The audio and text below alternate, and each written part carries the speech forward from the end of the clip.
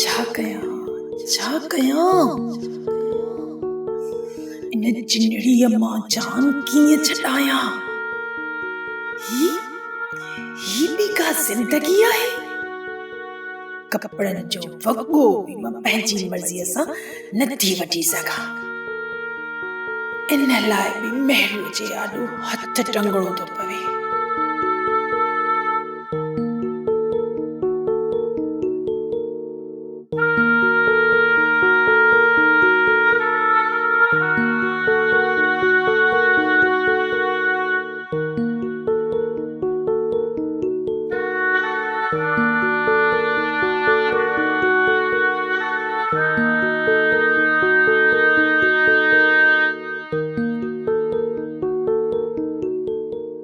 सालार हाणे मूंखे ख़बर पइजी वई आहे त तूं महरूअ खे कॾहिं बि न मारींदे, छो त महरू तुंहिंजी भेण आहे।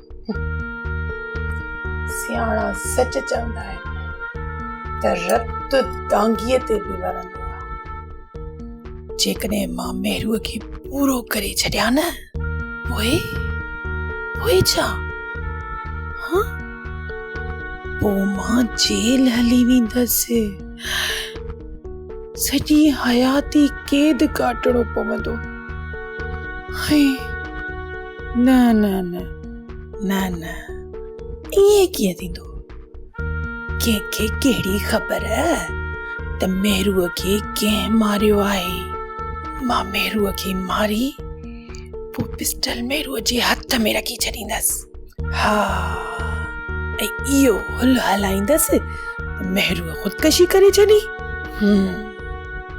हूअं बि पुलिस खे पैसा ॾीबा त महरूअ जो खून लुड़ी वेंदो।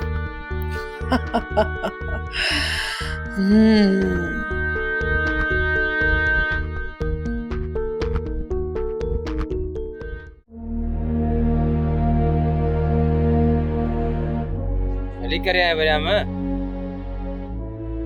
घरता है कावड़ आजा।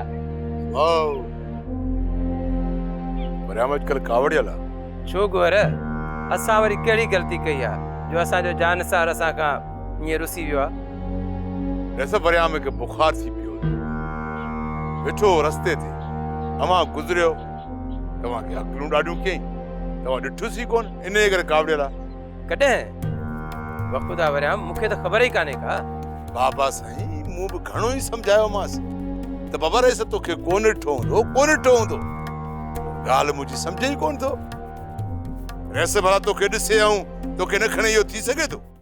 सोप सीरियल सिंध जाई तमाम एपिसोड्स ॾिसो हाणे HD क्वालिटीअ में। विजिट करियो असांजो YouTube channel Sindh TV HD drama. Subscribe कयो असांजो official YouTube channel Sindh TV HD drama ऐं वधीक अपडेट लाइ बेल आइकन खे क्लिक करियो।